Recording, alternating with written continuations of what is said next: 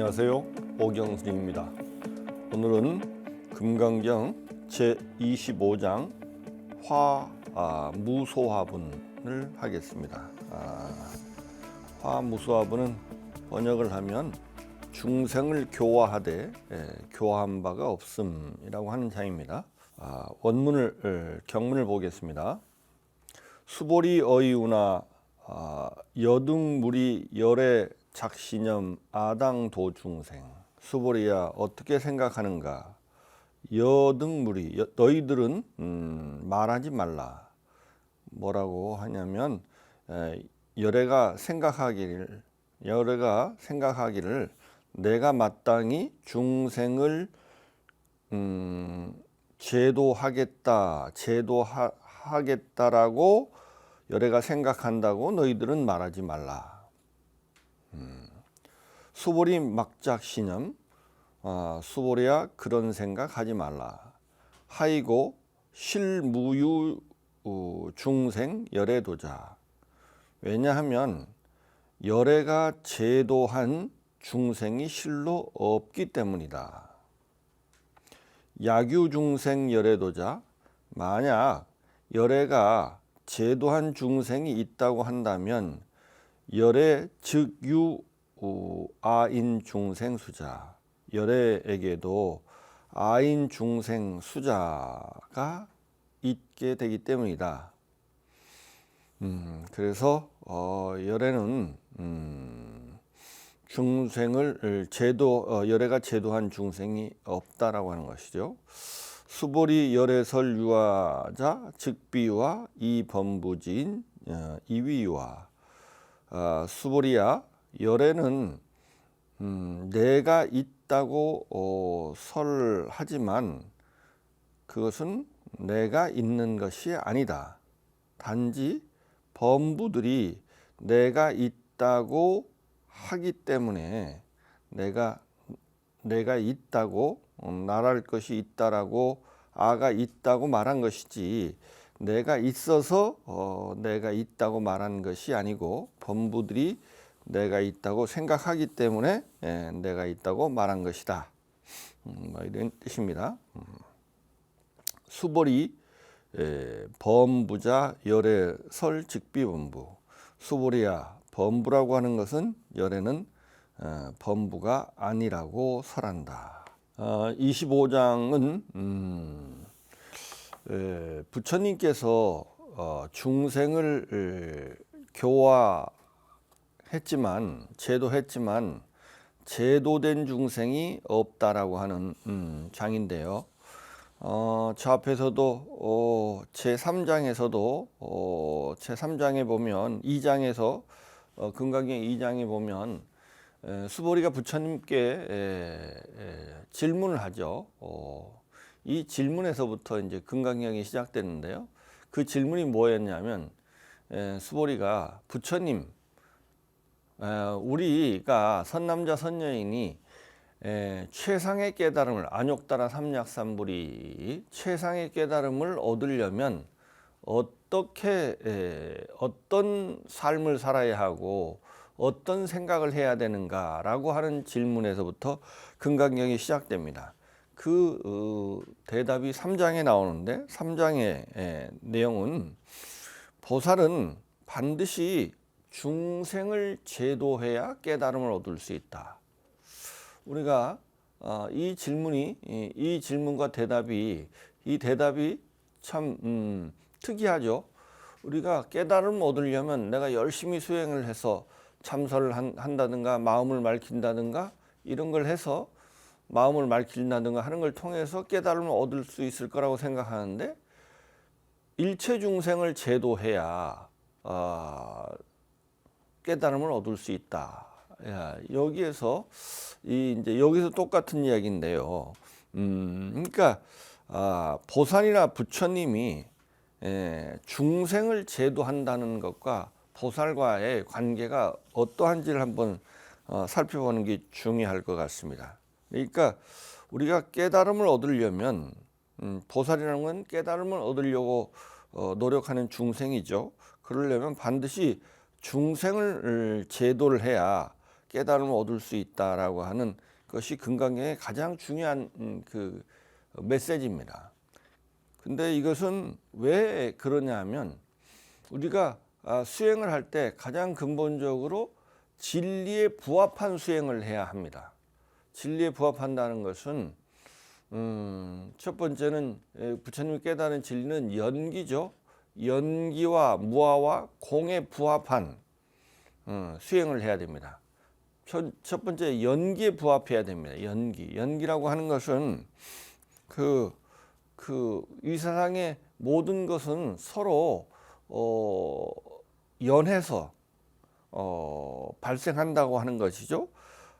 즉 제법의 실상은 나라고 하는 것은 남을 연해서 존재한다고 하는 겁니다. 그래서 나와 남은 둘이 아니라는 연기적 사고 방식 위에서 수행을 해야 그 바른 최상의 깨달음을 성취할 수 있다라고 하는 것이 금강경의 가장 중요한 가르침입니다.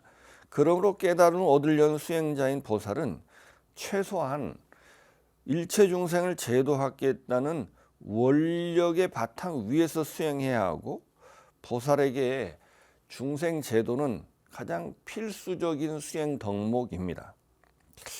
그래서 이제 여기서 연기 이야기를 조금 더 해보면요, 나와 일체 중생과의 관계가 어떠하냐면, 일체 중생은 나에 대해서 남이죠. 내가 아니잖아요. 그죠? 그런데 부처님의 가르침에 의하면 나는 나 아닌 남을 연해서 의지해서 존재합니다. 나 혼자는 존재할 수 없습니다. 그것이 연기죠. 나 아닌 남을 의지해서 존재합니다. 그걸 조금 다르게 이야기하면, 나를 나이게 하는 것은 내가 아닌 남입니다. 그죠? 남이 나의 본질이다. 남이 진짜 나다. 나를 나이게 하는 것이 그것의 본질이니까요. 그것이 진짜 나이다. 남이 진짜 나이다.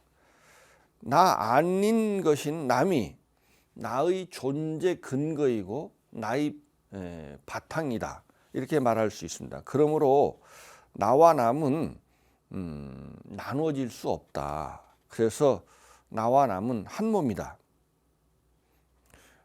또 다르게 이야기하면, 나는 나의 드러난 부분이고 남은 나를 떠받치고 있는 나의 드러나지 않은 부분이다. 이렇게 말할 수 있습니다. 우리가 빙산의 일각 이런 말을 하죠. 큰 얼음덩이가 이렇게 떠 있으면, 그 얼음덩이가 떠 있으면 우리가 보이는 그 얼음덩이는 아주 그 전체적인 얼음에 비하면 아주 작은 부분이라고 하는 거죠. 그래서 그 드러난 얼음 덩어리와 그 밑에 바닷속에 보이지 않는 얼음 덩어리는 한 몸입니다. 그 보이지 않는 얼음 덩어리가 있어야 그것을 바탕으로 해서, 그것을 근거로 해서 보이는 얼음 덩어리가 있게 되는 것이죠.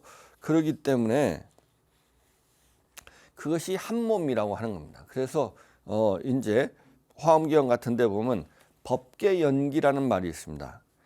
그러니까 이 세상은 다 이렇게 서로가 서로를 연해서 있기 때문에 이 우주 법계가 하나의 연기로서 연해서 서로 다 서로 연해서 의지해서 존재하기 때문에 법계가 완전히 하나의 몸이다. 그래서 법계 연기 이런 말하고, 그래서 법계 일상, 그래서 법계 전체가 하나의 모양이다.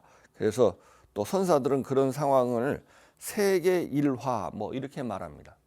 그러니까 세계 일화라는 것은 이 세계가, 우리가 살고 있는 이 모든 세계가 한 송이 꽃과 같다. 왜냐하면 한 몸이라고 하는 거죠. 그래서 다른 말로 하면 나가 아닌 것이 없는 거죠. 이게 내가 있기 위해서는 이 우주 법계가 다 있어야 되니까 그 우주 법계하고 나는 한 몸입니다. 그러니까 우주 법계 전체가 다른 말하면 나입니다. 그래서 나 아닌 것이 없다라고 말할 수 있죠. 우리가 불교에서 무아라고 하는 것은 나랄 것이 없다 이런 뜻인데요. 나랄 것이 없기 때문에 다른 말로 하면 나랄 것이 없다고 하는 것은 다른 말로 하면 나라고 하는 우리가 구분지은 그것이 내가 아니면 이 나라고 하는 이 분별만 떨어지면 이 우주 법계가 그대로 나입니다. 그래서 다른 말로 하면 나가 아닌 것이 없다라고 하는 세계 일화나 법계 연기 같은 것하고 같이 상통하는 말이라고 할 수 있습니다. 이와 같이 이 나와 남은 우리가 한 몸이기 때문에 나 혼자만 제도가 되고 깨달음을 얻고 다른 부분은 깨달음을 얻지 못하는 그런 상황이 있을 수가 없겠죠. 그래서 우리가 깨달음을 얻으려면 나와 남이 함께, 그죠? 함께 제도가 돼야 된다고 하는 것이죠. 그래서 우리가 항상 불교에서 하는 말 중에 보면 동체대비 이런 말이 있습니다. 동체대비라는 것이 한 몸이라는 뜻이죠. 나와 남이 한 몸이다. 그러니까 그러한 사고에서 나오는 모든 행동, 거기서 나오는 모든 행동은 자비입니다. 그래서 이 자비는 나와 남이 다르지 않다고 하는 이게 연기와 무아에라고 하는 그 지혜에서 나오는 자연스러운 우리의 삶의 형태가 자비라고 하는 것이죠. 그래서 우리가 이제 예불을 할 때 보면 그런 개송이 있습니다. 자타일시 성불도 이런 말이 있습니다. 나와 남이 함께 동시에 불도를 이루어지다 이런 개성을 아주 상습적으로 많이 하는데요. 이게 한 몸이기 때문에 나와 남이 동시에 되지 않으면 성불할 수 없습니다. 그러니까 우리가 성불하려고 하는 사람은 이게 한 몸이라는 연기한다는 사실을 알면 중생제도라고 하는 것은 너무나 당연한 것이죠. 그러기 때문에 내가 먼저 깨달음을 얻고 그 다음에 남을 제도시킨다. 이것은 조금 이게 세속적으로는 속죄의 의미로는 맞는 말이긴 하지만 그것이 그 연기적 사고, 무아적 사고에 근거해서 보면 그렇지 않습니다. 그래서 이 깨달음을 얻으려고 하는 사람이 중생을 제도해야 된다고 하는 것은 그것은 중생이 꼭 그 깨달음을 얻기 위해서 꼭 행해야 하는 필수적인 수행의 덕목이라고 할 수 있습니다. 그래서 이제 그 이야기를 하는 것이고요. 그다음에 이제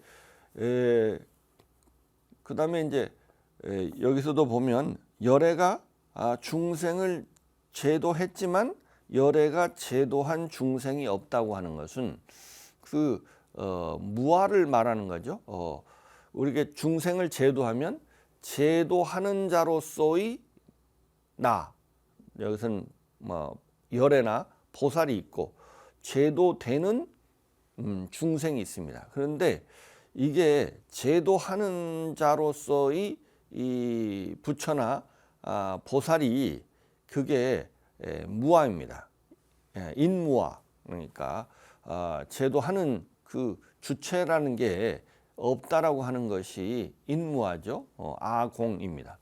그 다음에 이제 제도되는 중생이 이게 이제 대상 세계로서의 법이 공하다고 하는 법공 또는 법무아라고 하는데요. 그것이 없기 때문에 내가 중생을 제도하지만 제도된 중생도 없고 제도하는 나도 없다고 하는 그 관점에서 중생을 제도해야 됩니다. 그래서 제도한 바도 없다 이렇게 말하는 것이죠. 그래서 이것은 우리가 수행을 할 때 무아라고 하는 기본적인 그 제법의 실상, 진리에 부합한 이런 그 중생을 제도해야지, 수행을 해야지 그게 바른 수행이라고 할 수 있죠. 그러니까 제도하는 자로서의 내가 있고 제도되는 중생이 실제로 있다고 생각하면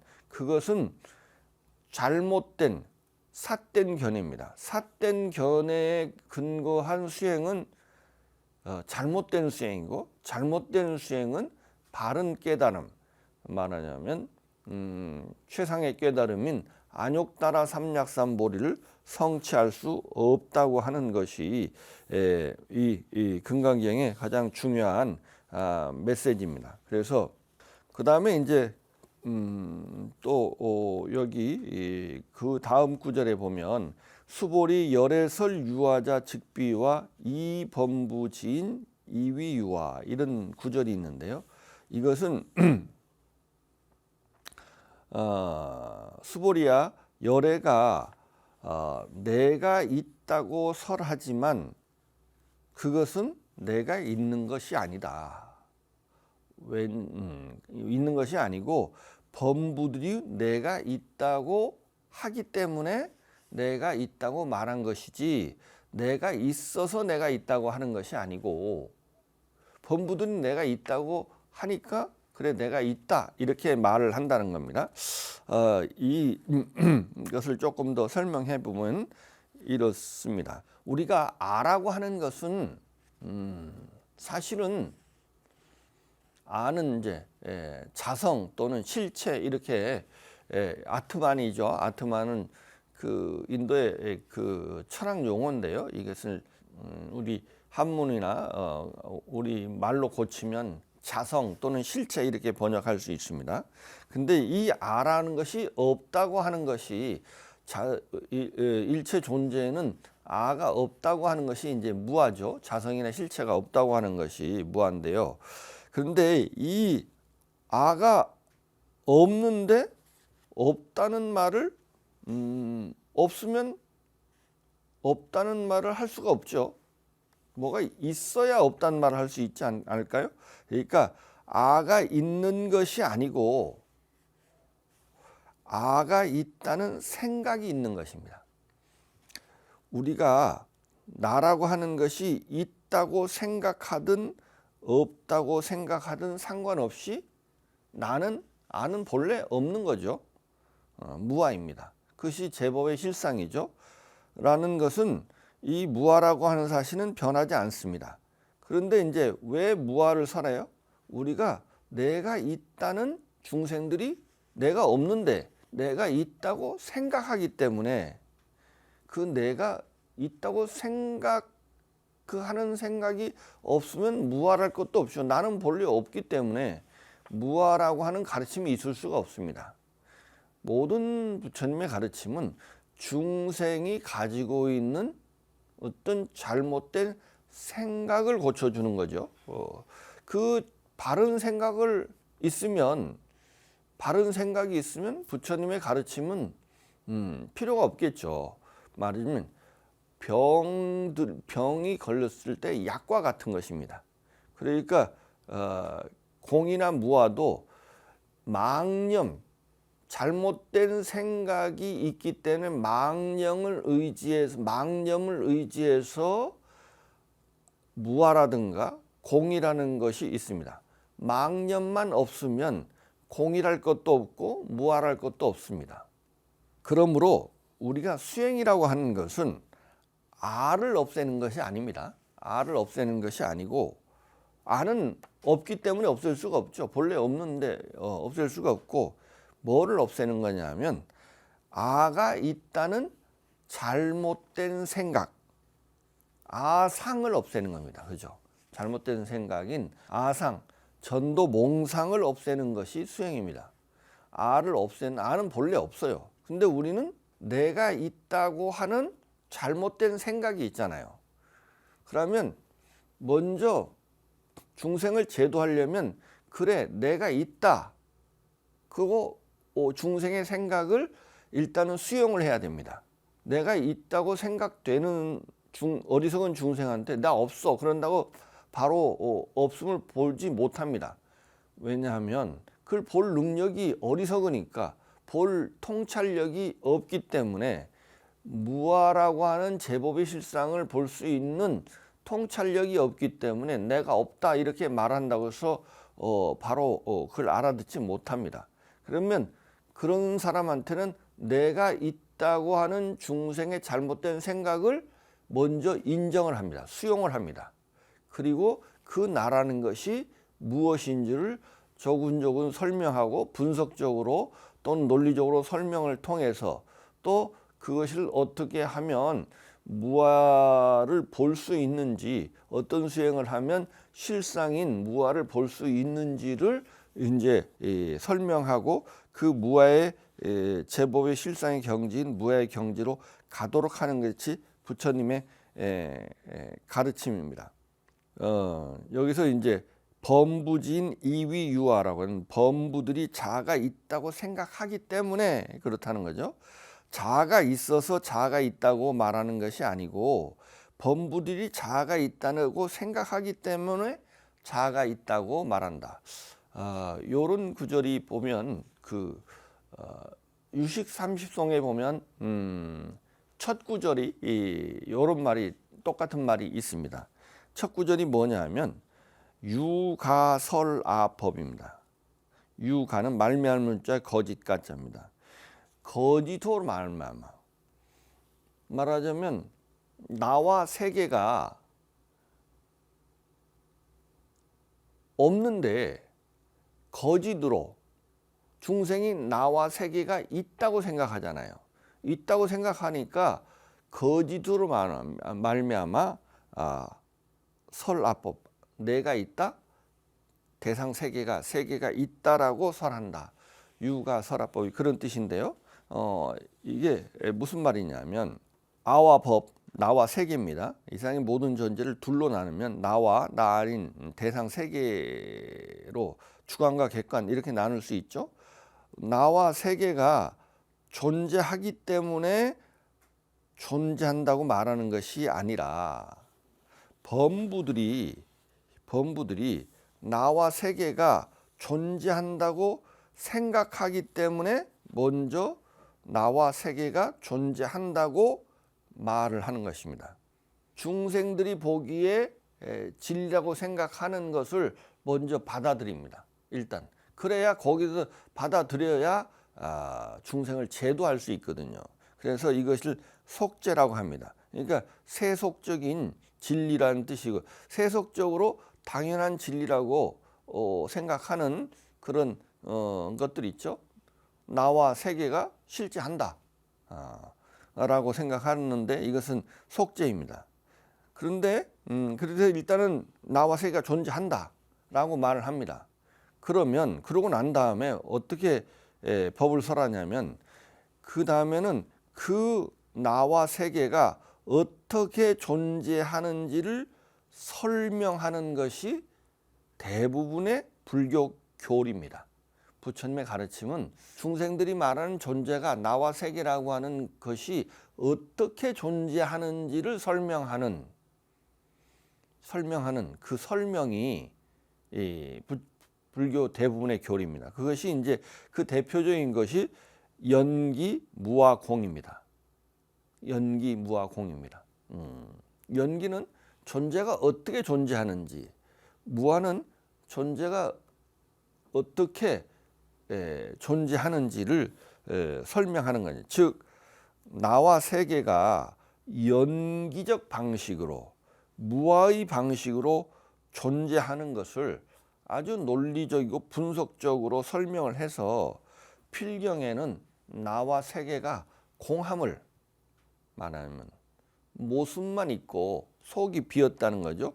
공함을 드러냅니다. 즉 나와 세계가 존재하지 않는, 그러니까 실제로는 속이 비었으니까 겉만 있고 속은 없어요. 그러면 그 실체가 없고 현상만 있으면 그 현상도 허상이죠. 그래서 나와 세계가 존재하지 않음을 드러냅니다.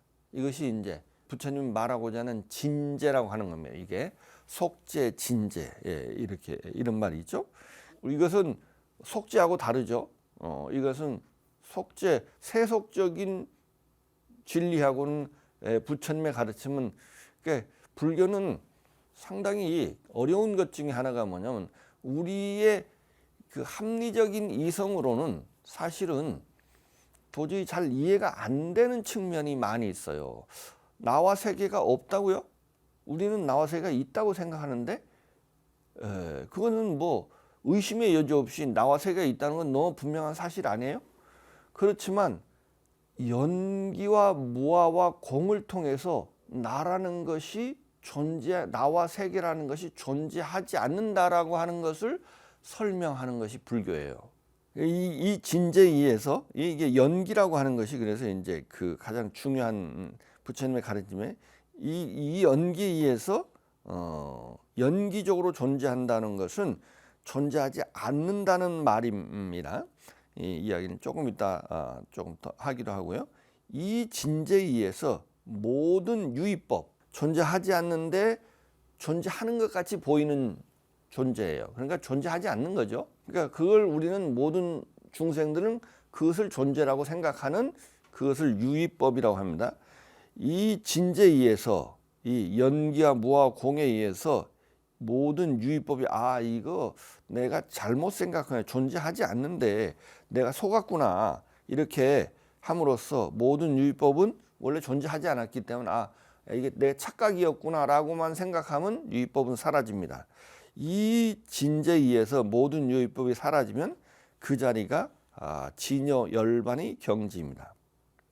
이것을 요약하면 모든 진제는 진제를 이야기하면 존재가 존재하지 않는다 이렇게 말을 하려면 존재가 존재한다 이렇게 먼저 말을 해야 되는 거예요. 모든 진제는 속죄를 의지합니다. 속죄를 의지합니다. 그 속죄라고 하는 것은 중생들의 생각, 중생들이 옳다고 생각하는 것을 의지해서 또 중생들이 그 생각과 중생들이 만들어낸 개념, 언어, 그리고 언어 습관을 따라줘야 됩니다. 그래야 대화가 되거든요. 그래서 모든 진제는 속죄를 의지하고 모든 열반, 진여는 그 진제를 통해서 유의법, 그 존재하지 않는, 우리가 존재하지 않는데 존재한다고 생각했던 것, 그것이 사라지면 이제 진짜 존재인 진여가 모든 그 진제에 의해서 열반은 진제에 의해서 드러난다는 겁니다. 여기에서 조금 전에도 이야기했다시피 이 속죄에서부터 우리 중생들이 생각하는 사실 있죠. 그리고 부처님이 통찰해서 본 진짜 사실이 있습니다. 우리 중생들이 생각하는 사실은 뭐예요? 나와 세계가 실제한다예요. 실제한다죠. 근데 부처님의 깨달음의 눈으로, 반야지혜의 눈으로 보니까 우리가 말하는 그 존재는 존재하지 않아요. 이게 진제입니다. 진제인데 연기라고 하는 것은 이 속죄에서 진제로 넘어가는 가장 중요한 다리입니다. 가장 중요한 포인트예요. 그래서 부처님이 제법의 실상을 깨달았다 할 때 부처님이 깨달은 게 뭐냐 하면 초기경전에서 항상 연기를 깨달았다고 합니다. 연기. 이 일체법이 연기한다는 사실을 깨달았다고 합니다. 이 연기가 부처님이 우리가 생각하는, 중생들이 생각하는 사실, 진리와 부처님이 깨달아서 드러낸 진리와는 괴리가 있는데 그 속죄와 진제를 연결시켜주는 아주 중요한 달입니다. 존재가 연기적으로 존재하기 때문에 존재가 조건의 화합에 의해서, 여러 가지 조건의 화합에서 존재하기 때문에 그 모든 존재는 자성이 없어요. 그것이 그것이랄 것이요. 모든 존재는 조건의 화합에서 존재하기 때문에 모든 존재는 조건으로 다 환원됩니다. 그리고 그 조건들은 똑같은 중요도를 가져요. 왜냐하면 인은 연은 인을 서로 의지해서 존재하기 때문에 그것이 무엇이 더 중요하다 이렇게 말할 수 없어요. 그러니까 이 모든 존재는 자성이 없습니다. 자성은 가장 중요한 본질, 핵심적인 요소라 할 게 없어요. 모든 존재는 조건으로 환원됩니다.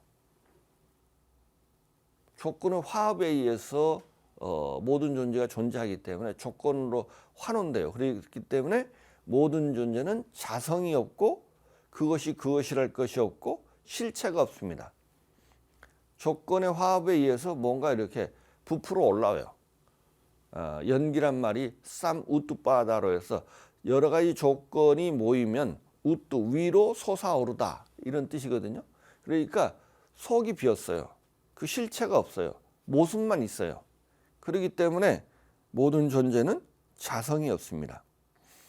그래서 그것을 무아라고 합니다. 무자성을 아를 자성 이렇게 번역할 수 있거든요. 무자성 공입니다. 그렇기 때문에 모든 존재는 무하고 공입니다. 즉 모습만 있고 실체나 자성이 없기 때문에 그 모습도 허상입니다. 그래서 일체유의법 여몽한 포용, 환이나 말하는 포용과 같이 모습만 있고 실제로 아무것도 없습니다. 그래서 그 모습도 허상이어서 모습도 없습니다. 그래서 공은 실체가 없음이기도 하지만 나중에는 현상만 있는데 실체가 없는 현상은 허상이기 때문에 그 현상도 없음이 공의 의미입니다. 그래서 모든 존재는 전혀 존재하지 않습니다. 즉 존재는 연기적으로 존재하기 때문에 존재는 존재하지 않습니다. 그러니까 연기적으로 존재한다고 하는 말은 존재가 존재하지 않는다는 말이에요. 그래서 그것이 이제 그 중론에 보면 삼재계라고 하는 개송이 있죠. 인연소생법 아설즉시고 이런 말이 있죠. 인연의 화합에 의해서 생긴 모든 존재는 나는 그것을 공이라고 말한다. 그러니까 연기와 공은 같은 거예요. 연에서 생기한 모든 존재는 속이 비었다고요. 그 현상은 속이 비었으니 실체가 없고 현상만 있기 때문에 그 현상도 허상이에요. 그래서 공은 없는 겁니다. 존재가 존재하지 않는다는 뜻이에요. 공은 현상이 존재한다는 뜻인데요. 그 현상이 실체가 없이 현상만 존재하기 때문에 그 현상은 허상이다. 그러니까 허상이란 말은 상도 없다는 거죠. 헛거라는 거죠. 그래서 체도 없고 상도 없으니까 전혀 존재하지 않는 겁니다. 그래서 인연소생법 아설즉시공. 그래서 이 왜 공이라고 말할까요? 공이라고 하는 것은 존재하지 않으면 없단 말도 필요 없겠죠? 뭔가 헛것이 보였을 때 그거 네가 본 그거 헛거야, 환이야, 공한 거야, 잘못 봤어, 제대로 봐, 아무것도 없어 이렇게 말하는 거죠. 그러니까 이게 공이라고 하는 것은 우리가 뭐를 망념이 있어야 공이라고 하는 겁니다. 그냥 없는 건데 왜 무와 공은 다른 거냐 하면 무는 없기 때문에 없단 말도 필요 없죠. 그런데 있다고 하는 착각이 있을 때 그거 네가 본 거 그것은 허상이야. 그래서 그것은 속이 비었어, 없어, 실체가 없는 거야 이렇게 말하는 겁니다. 그러니까 똑같은 무와 공은 똑같은 상황인데 똑같은 사실을 묘사하는 건데 상황이 다른 거죠. 상황이 달라서 이렇게 공과 무가 이렇게 똑같은 그 상황에 따라서 공이라는 말을 쓰는 것이죠. 그래서 이 공이라는 것은 여기시 가면 임시 이릅니다. 말하자면 그 전도 몽상이 없으면 공이랄 것도 없어요. 그러면 그게 이 공이란 말에 의해서 궁극적으로 말하고 하는 것은 뭘까요? 제법에 있는 게 그대로의 모습, 그게 중도죠. 그게 여기심, 이것이 이 공이라고 하는 것이 곧 제법의 실상을 표현하는 것이다. 미중유일법, 일찍이 한 법도 없다.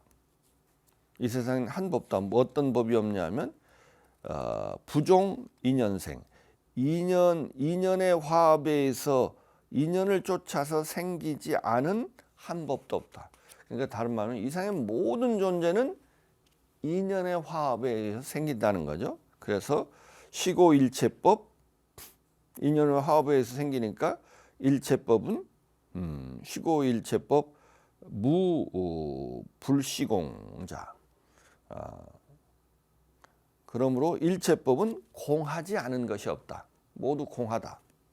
그러니까 우리가 말하는 일체법은 공하다고 하는 것은 일체법은 모든 존재는 공하다. 모든 존재는 우리가 말하는 모든 존재는 존재하지 않는다. 이런 뜻입니다. 그래서 우리가 이제 존재를 둘로 나누죠. 둘로 어떻게 나누냐면 유의법과 무의법 이렇게 나누는데 조심해야 될 것이 있습니다. 존재가 유의법과 무의법으로 나눠질까요? 결론을 먼저 말하면 유의법은 존재하지 않는 것입니다. 그죠? 중론에 보면 존재가 나를 속인다 이런 말이 있어요. 이 존재는 존재하지 않는 건데 나를 속여서 존재하는 것 같이 나를 속인다는 거예요. 유의법이 그런 겁니다. 유의법이 이것은 조작된 것이고 그래서 만들어진 것이어서 조작된 것인데 이어서 존재같이 보이긴 한데 실제는 존재가 아니에요. 존재하지 않아요. 근데 존재하는 것 같이 보인다는 거야. 그래서 속는다는 거예요. 대부분 중생들이. 이걸 속는 사람은 중생이고 안 속는 사람은 부처님입니다. 다른 말로 하면 유의법이 있는 것이 아니고 유의법이 있다는 잘못된 생각이 있는 것이죠. 우리가 유의법이 있다고 생각하든 없다고 생각하든 아무 상관없이 언제나 유의법은 존재하지 않습니다. 그래서 법화경에 사구계가 있죠. 거기 보면 제법종 본래 상자 정멸상 이렇게 말합니다. 제법은 본래 항상 스스로 언제나 정멸상했어요. 존재하지 않았다고요. 근데 뭐가 있어요? 우리 중생들은 존재하지 않는 것을 존재하는 것 같이 보였던 거죠. 마치 깜깜한 어둠에 어두워가지고 썩은 새끼줄을 뱀이라고 보면 그 어둠이 뱀을 만든 거잖아요. 그죠? 무명에 의해서 존재하지 않는데 뭔가 존재하는 것 같이 보였던 거예요. 날이 어두워서 박지 못해서 우리가 존재하지 않는 것을 존재하는 것 같이 보인 것, 그렇게 존재하는 것 같이 조작된 것, 그것을 유의법이라고 합니다. 그래서 이 유의법은 우리가 존재한다고 생각하든 존재하지 않는다고 생각하든 상관없이 언제나 존재하지 않습니다. 제법종 본래, 제법은 본래 우리가 말하는 모든 존재는 항상 스스로 정멸했어요. 과거에도 존재하지 않았고요. 지금도 존재하지 않고요. 미래도 존재하지 않아요. 그래서 이건 불생불멸이에요. 불생불멸이에요. 언제 이게 정멸을 다른 말로 불생불멸 이렇게 합니다. 생긴 적이 없어요. 허공꽃은요. 허공에 환으로 꽃이 생기면 꽃이 생긴 적이 없어요. 상으로 보면 생겼지만 본성으로 보면 꽃은 생긴 적이 없어요. 생긴 적이 없기 때문에 사라질 일도 없어요. 그죠? 그것을 불생불멸 이렇게 말해요. 항상 공하는 거죠. 재행무상 시생멸법입니다. 이 조건의 화합에 의해서 생긴 것은 생멸하는 법입니다. 근데 그것은 사실은 생멸하는 것이 아니죠. 생멸하는 것 같이 보이는 거죠. 실제로는 생멸한 적이 없어요. 그것을 정멸이라고 말하는 겁니다. 그러므로 유의법을 없애는 게 아닙니다. 우리가 유의법의 실상인 공을 깨달아서 유의법, 다른 말로 하면 나와 세계는 유의법이에요. 유의법이 실제 한다는 전도 몽상을 없애면 그 자리가 바로 무의 진여의 자리입니다. 다른 말로 하면 허공꽃이 그거 헛거다. 그래서 아무것도 없는 곳, 그곳이 허공입니다. 그러니까 허공꽃이 허공이다 이런 말을 할 때 허공꽃이라고 하는 실제를 인정하는 게 아니죠. 허공꽃이 공한 자리가 그 자리가 곧 허공이에요. 이 다른 말은 진여. 이 진여는 모습이 없어서 이렇게 유의법이 무의법이다 이렇게밖에 말을 할 수가 없습니다. 즉 유의법이 만들어지고 조작된 것이어서 가짜이고 허위이며 허망하고 공하여서 환과 같음을 깨달으면 모든 유의법이 사라져서 만들어지지 아니하고 이게 무위죠. 만들어지지 않고 생겨나지 않은 이때 무생은 본래 있는 상주를 의미하는 겁니다. 아까의 불생불멸하고 다른 거예요. 생겨나지 않은 진실한 존재만이 있는 상태를 무의의 경지, 진여, 열반, 열애라고 합니다. 사실은 이 진여를 내가 진실한 존재 이런 말을 썼는데 진여를 진짜 존재, 유의는 가짜 존재죠. 유의는 가짜 존재입니다. 유의는 존재하지 않는 거예요. 그런데 존재하는 것 같이 보이는 거죠. 그래서 존재하는 것 같이 자기가 말하면 우리를 속이는 거예요. 우리를 속이는 거예요. 그래서 진여는 존재라는 중생들이 가지고 있는 존재라는 말 자체도 중생의 무명업식이 만든 거거든요. 사실은 중생이 가지고 있는 개념의 이 존재라는 중생이 가지고 있는 개념의 틀로도 표현할 수 없는 겁니다. 사실은 중생이 가지고 있는 모든 개념과 언어는 뭐예요? 유의법이에요. 유의법 가짜예요. 가짜. 그걸로는 진짜 존재인 이 무의, 진여를 표현할 수가 없습니다.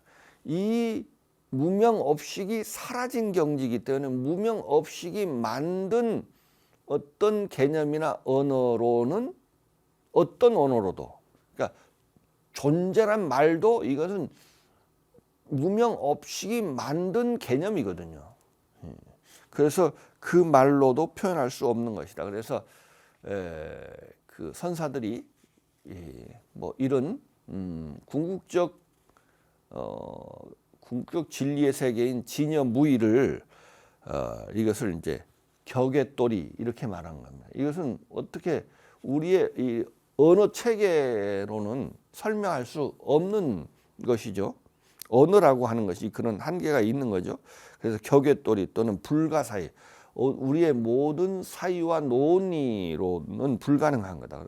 그래서 뭐 언어도단, 심행처멸, 언어의 길이 끊겼고 마음으로 갈 수 있는 곳이 아니다. 뭐 이렇게 이런 말을 하는 것을 이런 맥락에서 하는 말입니다. 오늘은 여기까지 마치고 다음 시간에 진여에 관한 이야기는 다음 시간에 이어지니까 다음 시간에 조금 더 자세하게 하도록 하겠습니다. 마치겠습니다. 감사합니다.